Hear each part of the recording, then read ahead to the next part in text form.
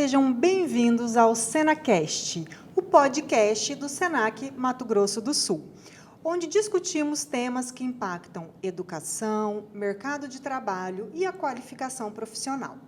Eu sou Paula Pepa, professora do curso Técnico em Enfermagem aqui no Senac, e a saúde será o tema deste podcast. Tenho o prazer de conversar com a Glória de Araújo Pereira, responsável pela atenção primária à saúde na CESAL. Seja muito bem-vinda, Glória. E este dia foi criado para comemorar o Dia Mundial da Saúde, que vem homenagear a criação da Organização Mundial da Saúde, a OMS. E ela foi fundada em 1948, com sede em Genebra, na Suíça. A OMS é uma agência em saúde e ela trabalha para melhorar a saúde global, tendo como principais objetivos combater doenças, garantir a segurança de alimentos, da água, do ar e de medicamentos, promover ações de prevenção e vigilância contra doenças crônicas não transmissíveis, entre várias outras ações. Com isso, o principal papel é direcionar e coordenar a saúde internacional dentro do sistema das Nações Unidas. E cada ano é escolhido um tema para debater. E em 2025, o tema escolhido foi Ação Global para a Saúde Universal. Então, durante todo esse mês de abril, nós estaremos discutindo e debatendo este tema. E eles ressaltam que o compromisso, eles quem? Pode parar. Né? Eles ressaltam, eles quem? Organização Mundial da Saúde. Tá. OMS. E a Organização Mundial da Saúde vem ressaltar o compromisso de atingir a cobertura universal de saúde, garantindo que todos os indivíduos e comunidades tenham acesso aos serviços de saúde, sem sofrer nenhuma dificuldade financeira. Este tema vem pedir um esforço global para que seja preenchido as lacunas em relação à equidade, ao acesso e à qualidade da saúde. Como objetivos do Dia Mundial da Saúde em 2025, tem-se a defesa da cobertura universal da saúde, a prevenção da equidade na saúde, o incentivo a comportamentos saudáveis e o fortalecimento dos sistemas de saúde.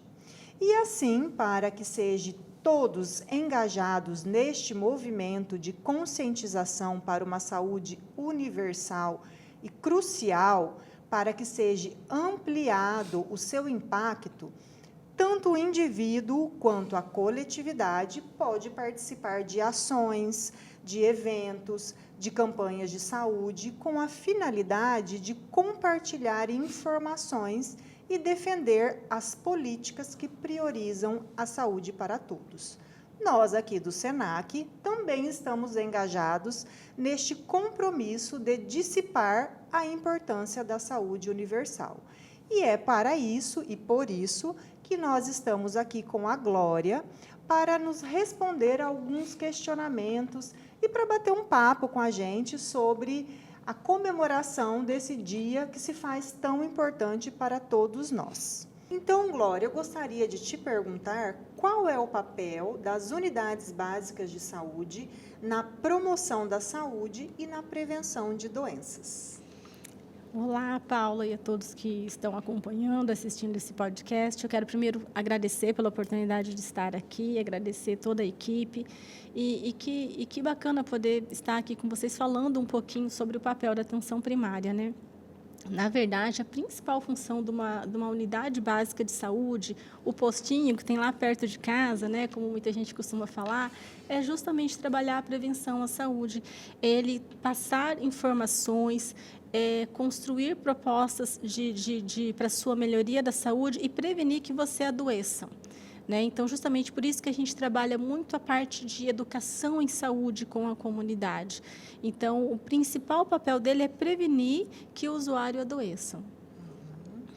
E daí, nesta prevenção, nós sabemos que é um papel árduo, né?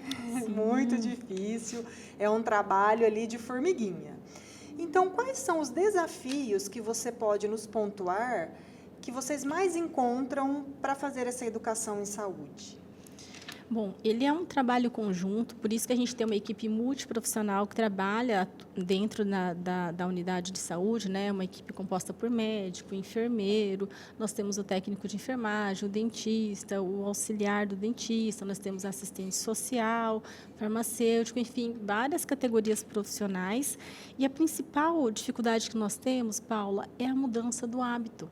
Porque você trabalhar mudança de hábito, para nós também é um desafio. Então, você entender que você precisa fazer uma alimentação adequada, uma atividade física, né? De repente, deixar de consumir certos alimentos ou consumir menos.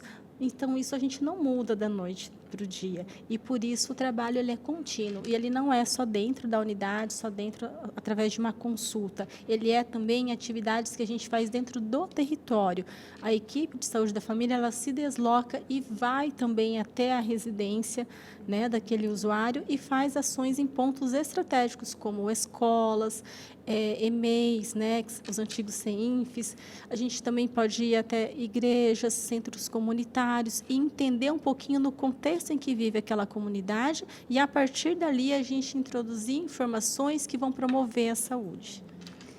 Porque eu vejo assim, né, quando nós falamos de barreira, não é somente a educação, né, ou ensinar e o aprender da população. Tem também a barreira socioeconômica. Exatamente. Que muitas das vezes a gente fala, tem que ter uma nutrição adequada.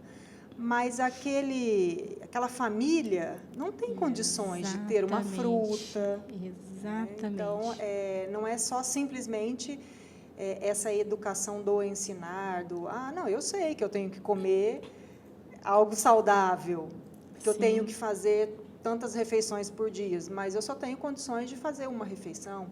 Tem muitas famílias que os filhos vão para a escola para ter aquela refeição. Exatamente. E é por isso que, quando eu falei a respeito da equipe conhecer em que contexto está inserida aquela família, aquele usuário, é muito dentro disso, para que quando eu vá, no momento de uma consulta, no momento que a gente está fazendo pactuações, eu tenho que ter uma proposta uma proposta de alimentação, uma proposta de cuidado que esteja dentro daquela condição, daquela família. Não tem como eu vir falar sem eu conhecer o contexto dela, onde ela está inserida, quantas pessoas moram naquela casa, qual a principal fonte de renda. Inclusive, é um papel nosso também fazer uma articulação com todo o território ali, uma articulação intersetorial, justamente para que a gente consiga apoiá-los nesse processo. Né? E muitas vezes também o ambiente onde ele vive também está causando algum adoecimento. Então, a partir desse contexto, quando a equipe de saúde entende isso, a gente consegue fazer propostas de cuidado em saúde que estão adequadas e inseridas naquela realidade. Porque muitas das vezes nós falamos, né? Nossa, lá vem de novo o seu João, a dona Maria, consultar, mas o que é que está adoecendo? Né? Realmente ver essa população de forma holística, de forma integral, né? É atender, como você mesmo disse, às vezes aquela doença, aquele agravo à saúde, não é uma patologia, mas é algo que ela sofre no meio em que vive, né? Em que trabalha também. Exato. E é interessante quando você fala essa questão de educação. Eu acompanhei uma equipe de saúde escolar, né, que foi fazer a educação sobre higiene bucal. Então, vamos ensinar a escovar os dentinhos. E daí um menino levantou a mão da 3ª série, pegou e falou assim, tia, mas hoje eu vim para a escola sem escovar o dente. Aí a enfermeira, mas como assim, né, olhando assim, como que você veio sem escovar os dentes? Ele falou, não, tia, sabe por quê? É porque eu tinha os meus 3 irmãos que estavam na fila para escovar o dente. E eu era o 4º, daí eu ia chegar atrasado na escola. Aí todo mundo se olhou, né? Ou seja, só tem uma escova de dente. E como que nós vamos... Olha, você tem que escovar de manhã, depois das refeições, né? E daí, assim, para a equipe foi um impacto, você falar, meu Deus, a escova de dente tem escova que custa R$ 2,50, R$ 3. Exatamente. Mas R$ 3, para mim, às vezes não é nada, mas para aquela população, para aquela família que, às vezes, é um só que trabalha e são 6, 7, né, que moram, que fazem parte da família. Justamente por isso que é importante quando o profissional da equipe de saúde da família entende em que contexto aquela família está vivendo, as orientações mudam e a gente trabalha com uma coisa que a gente chama também de redução de danos. A gente sabe que o ideal não seria uma escova para toda a família, mas de que maneira eu posso trabalhar isso e permitir que ele tenha acesso também? E o que impactaria mais? A não higiene ou ele, de alguma maneira, hoje ele faz, mas como eu posso minimizar esse dano, né, neste contexto daquele momento. E a gente trabalha muito com a questão da prevenção à saúde também, e, inclusive, por isso, nós tem uma equipe móvel de odontologia que atende também, né, principalmente os escolares, e é uma equipe de prevenção. E ela trabalha com kits, justamente em que a gente oferta a escova de dente e o creme dental, justamente nessas situações em locais onde tem maior vulnerabilidade. Isso também é um papel social e que trabalha, não tem como a gente não trabalhar isso junto com assistência à saúde, né? Está integrado uma coisa a outra. Interessante, porque não basta só eu ensinar, eu tenho que dar as condições, né? Mas, Glória, e como que as unidades básicas de saúde estão se preparando para esse Dia Mundial da Saúde, para esse mês, vamos assim dizer, né? Há alguma campanha ou alguma atividade especial programada para esse mês? Isso, todos os meses, na verdade, todas as unidades se programam para fazer ações referente à data que é alusiva àquele mês, né? Então, para o mês de abril também, sempre as unidades já se preparam um mês antes, já programam ações, e essas ações, elas são feitas não só com a equipe que trabalha dentro da unidade, mas também nós temos a equipe multiprofissional, que era o antigo NASP que a gente falava, né? Onde a gente tem profissionais de educação física, fisioterapeutas, nós temos farmacêuticos, nós temos profissional ginecologista, pediatra, enfim, uma equipe multiprofissional que programa junto com essa equipe de saúde da família ações, orientações dentro da unidade, mas também a gente vai muito para o território. Por exemplo, a gente ocupa espaços de quadra, espaços de praças, onde a gente pode promover atividade física, sabe?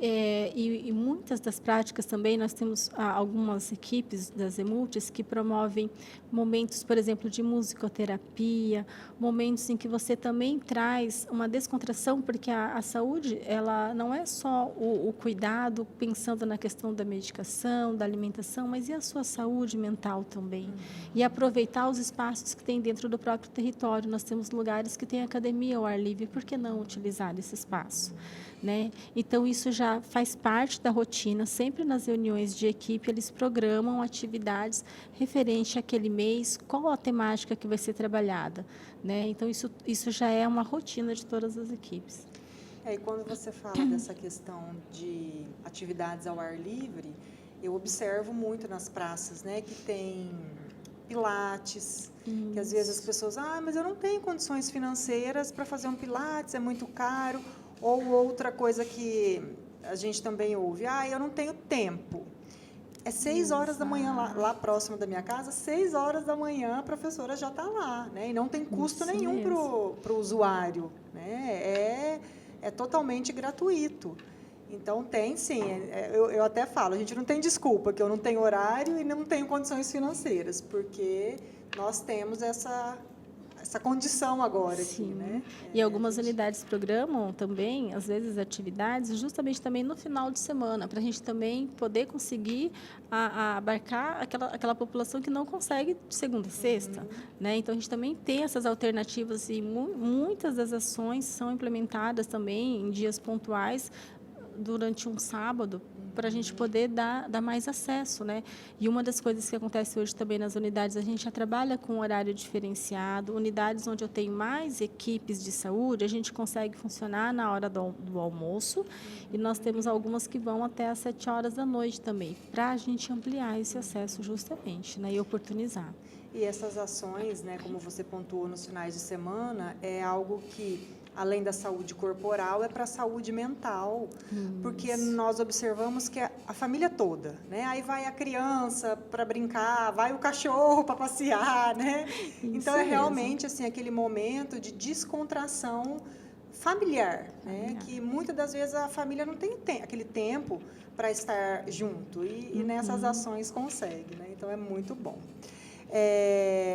Nós já falamos também de vários desafios, né? Você já citou muitos aí, mas tem mais algum que você poderia nos elencar que atualmente, quando a gente fala em saúde pública, assim, vamos dizer, o tendão de Aquiles, né? A dificuldade maior em fazer esse trabalho na saúde pública?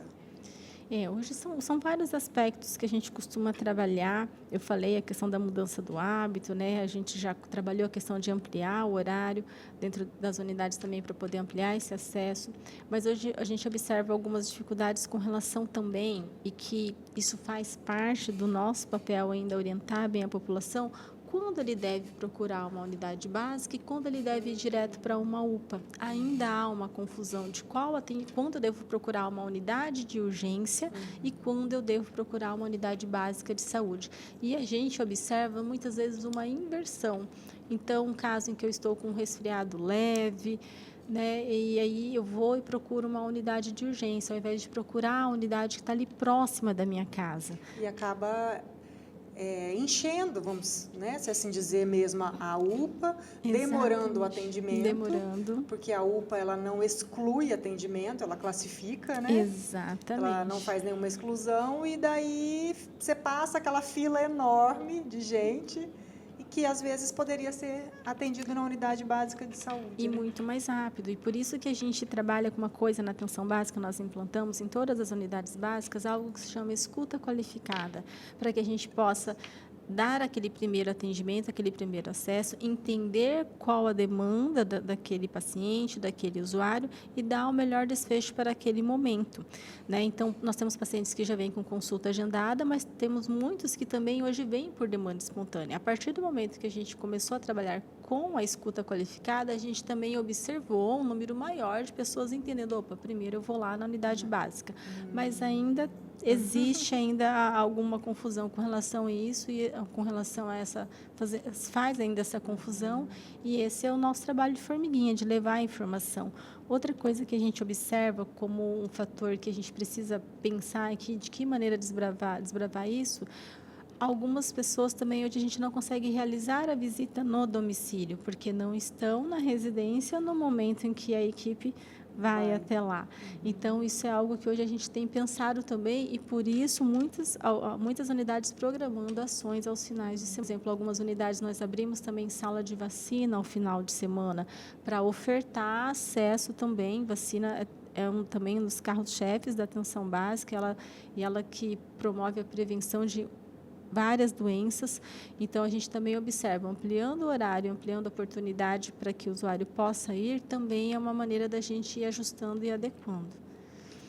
Porque quando você até fala dessa questão do atendimento de unidade básica de saúde e unidade de pronto atendimento, as UPAs, a UPA, na verdade, ela é curativista, né? Eu vou lá, estou com a gripe, te dou o remédio, pronto, acabou, tchau.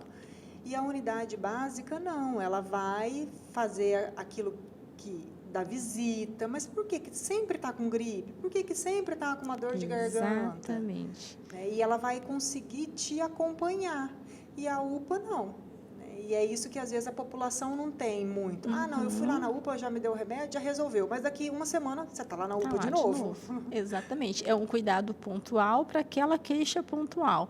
Já na unidade de atenção básica, é um cuidado contínuo, né? E ele é um cuidado muito antes de quando aquele bebê nasceu. Ele já trabalha o planejamento familiar com aquela mulher que está pensando em engravidar. Então, ela cuida do bebê até o idoso e ela dá continuidade nesse atendimento. Você tem um médico de família para cuidar de você, uma enfermeira de família, um dentista de família que cuida durante todo o seu ciclo de vida e longitudinalmente. Então, essa é uma das principais diferenças, e conhece a sua história.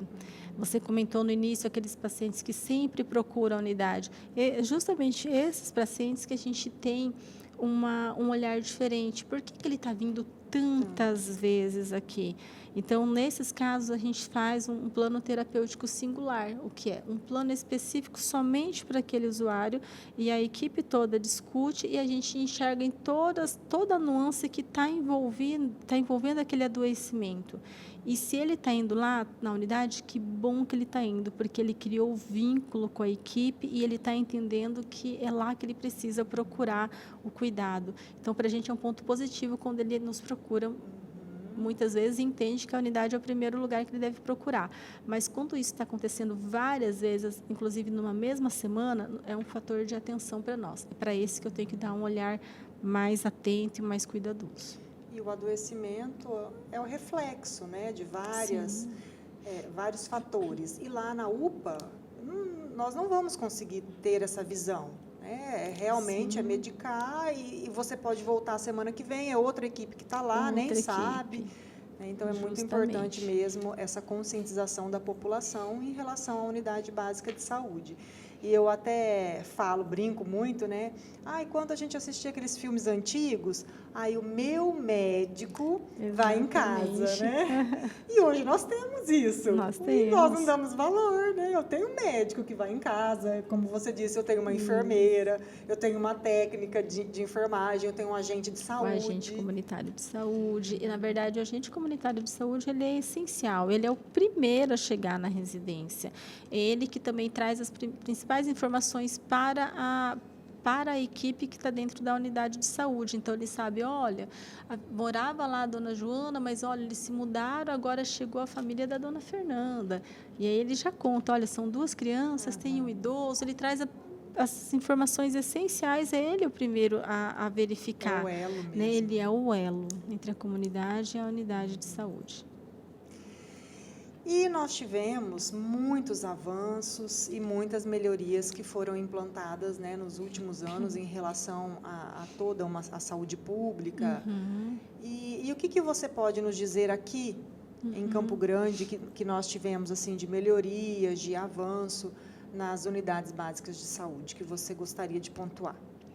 Bom, eu estou à frente da coordenação de atenção básica desde 2019. Naquela época, quando eu assumi, foi em abril de 2019. Olha! Parabéns, está fazendo aniversário fazendo aniversário, justamente nesse mês. E naquela época, nós tínhamos apenas 40% de cobertura de atenção primária no município. Então, de fato, o número de unidades que nós tínhamos e o número de equipes não eram suficientes para toda a população. Então, ao longo desses anos, nós fomos trabalhando. O município implantou o programa de residência multiprofissional em saúde da família e o programa de residência em medicina de família e comunidade, que formam profissionais especialistas em cuidar de pessoas e da família.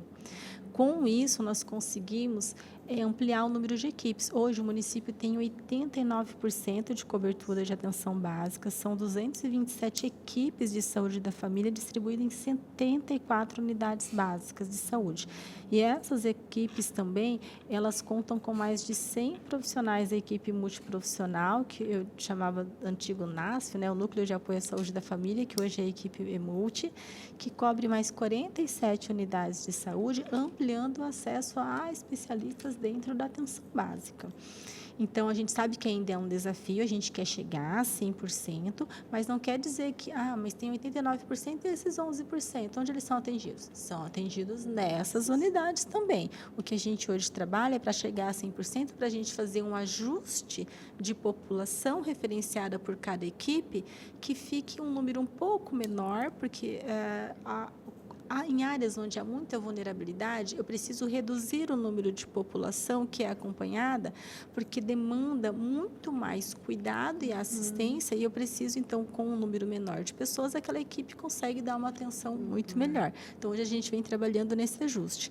Mas só de ter saltado nesse índice de cobertura e no número de profissionais especialistas em saúde da família, isso eu considero um grande avanço para uma capital.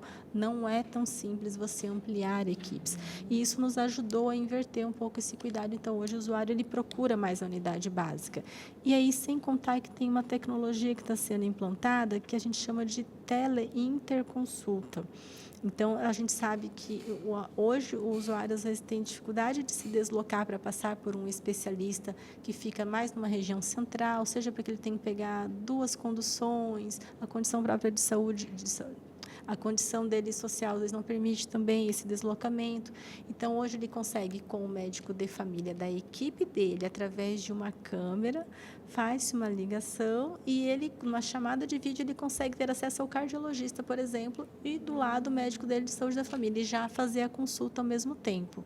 Então, isso é uma maneira de ampliar o acesso e facilitou muito isso, o atendimento ao especialista, para que o usuário que está ali na unidade básica tenha acesso ao especialista. Isso é só uma das demandas que a gente conseguiu ampliar. Mas veja como que a tecnologia é a favor, né, e ajuda demais. E isso a gente considera um grande avanço para o município. É claro que tem muita coisa ainda para avançar. E a gente tem aí uma boa cobertura de agentes comunitários de saúde, são mais de 1.500 distribuídos hoje nessas 74 unidades e que realizam também, como eu digo, ele leva a primeira informação, a primeira orientação é ele que leva até o usuário, né? Então, o município investe muito nisso e tem avançado nesse aspecto. E quando você fala do profissional agente comunitário de saúde, eu acho que vale ressaltar a população para recebê-los, né? Porque tem muitos que eles vão na casa, ai, nossa, de novo, né? O profissional lá, o do postinho, o agente de saúde, ai, nem vou atender, né? A gente ouve muito isso. Então, porque eu não estou doente, então não estou precisando. Exatamente. Mas é justamente para a equipe, né, nos conhecer, porque em algum momento eu posso precisar, então a equipe já nos conhece. Como você disse, ele é o elo. Hoje eu não preciso, mas amanhã eu não sei se eu vou precisar ou não. Então, receber esses profissionais que vão ao nosso domicílio. É importantíssimo, eu deixo aqui um recado para toda a população mesmo, que abra suas portas quando um profissional da saúde for até a sua residência. Ele está indo lá justamente para poder cuidar de você e saber as nuances que estão envolvidas nesse seu processo de adoecimento. Na verdade, o grande papel é não deixar que você adoeça, mas se acontecer, a equipe também está lá para fazer todo o manejo com relação a isso. Mas um aspecto que é importante a gente colocar também, além desse atendimento atendimento individual, seja na visita domiciliar ou o atendimento individual dentro do consultório, a gente faz também muitas atividades coletivas, grupos operativos que a gente fala. Então, grupo de gestante, grupo das pessoas que têm hipertensão ou diabetes, pessoas que estão naquele momento em algum sofrimento de saúde mental, que é muito comum nesse momento. E essas atividades coletivas nos ajudam a produzir o cuidado conjuntamente, porque às vezes você ouvindo o que a outra pessoa está passando, você encontra também um caminho para aquilo que de repente para você não tinha uma solução, né? E a gente vê que não está sozinho. Então, também é um dos carros-chefes é trabalhar com atividades coletivas. Porque às vezes a pessoa tem medo ou fica envergonhado, né, de falar, com receio, e daí quando ela vê, não, olha, aí acaba se abrindo, né? E eu ia até te perguntar quais são os cuidados preventivos para manter a saúde em dia, né? Um é esse, essa coletividade, o trabalhar no coletivo, né? Tem mais alguma atividade que você gostaria de nos falar para essa prevenção, né, do adoecimento como um todo, né? Psíquico, físico? Exatamente. Olha, uma das coisas que é muito importante ter muita clareza, todas as campanhas de vacina que são realizadas, é muito importante a adesão da população. Não à toa a gente amplia os horários para isso, a gente atende aos finais de semana. Então, a vacina é um carro-chefe, é extremamente importante. Manter seus exames também em dia. Quando nós fazemos campanhas de rastreio, por exemplo, no mês de outubro, em que a gente fala muito sobre a questão da prevenção ao câncer de mama e câncer de colo de útero, são exames de rastreio. Ele é importantíssimo que as mulheres mantenham ele em dia. Lá no mês de novembro, quando a gente faz os exames de rastreio para o câncer de próstata, também, né? Nós também fazemos o rastreio de pessoas que possam estar com diabetes e não sabem. O mês de novembro também é um mês alusivo a isso.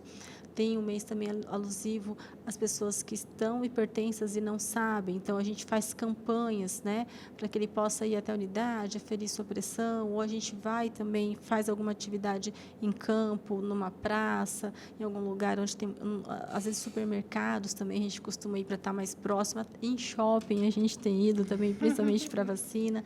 A gente tem ido cada vez mais ao encontro desse usuário e a importância, então, de você manter seus exames regulares, participar dessas atividades também que promovem educação em saúde, manter as vacinas em dia e todas as campanhas, por exemplo, quando agora a gente está trabalhando também as temáticas bastante com relação à dengue, então manter o seu quintal limpo, né, olhar se tem água parada, então todas essas campanhas, essas orientações que a gente promove, é importante a adesão e isso vai prevenir que você e sua família adoeça, né? Então, fique muito atento a toda a orientação, a toda a campanha, a toda a atividade que estiver ali próxima da sua casa. E qualquer dúvida, procure sempre a unidade mais próxima da sua residência. Lá você vai ter uma equipe centrada com o cuidado na família, né? E preocupada em ajudar você a resolver esses principais problemas ali de saúde, seja seu ou da sua família.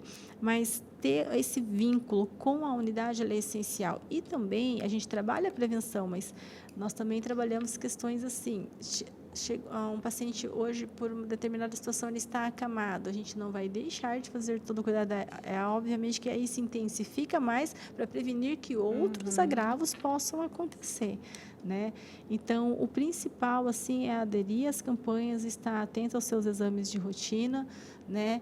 E participar, principalmente nos momentos de atividades coletivas, grupos ali dentro do território. E uma maneira de você fazer parte também e para ajudar a decidir mudanças dentro da sua unidade é fazer parte do Conselho Local de Saúde, porque é naquele momento em que a gente decide melhorias para a unidade. O que poderia ter que, de repente, ali não tem naquela unidade, no olhar do usuário? A gente poderia mudar a forma de agendamento da consulta, a gente poderia mudar a forma de fazer os grupos operativos, que eu digo que são os grupos de atividade coletiva, é o canal onde o usuário pode também ali construir, junto com a equipe, a melhor forma de realizar a assistência e o cuidado à saúde, e o cuidado em saúde naquela unidade.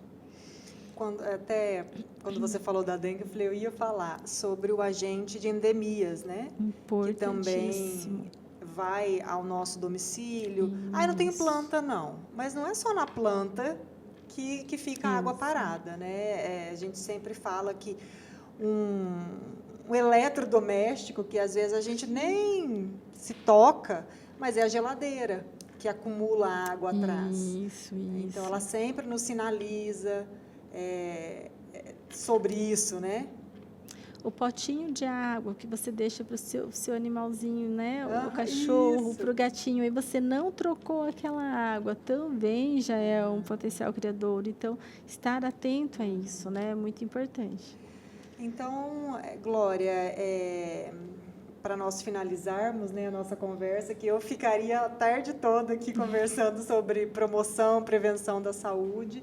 Então, eu gostaria, assim, de dar um enfoque que a unidade básica de saúde, se eu estiver errada, por favor, me corrija, a intenção é promoção e prevenção da saúde. Não, mesmo assim, eu adoeci, também vamos colaborar com a recuperação da saúde, né? Então, a gente tenta promover e prevenir. Se de tudo ainda assim eu adoeci, a unidade básica de saúde também está lá para nos apoiar, né? A unidade básica de saúde está lá para te cuidar em todos os momentos, né? A gente trabalha, o nosso carro-chefe é a prevenção, mas não quer dizer que se a doença já estiver instalada, a gente não vai cuidar, é nosso papel.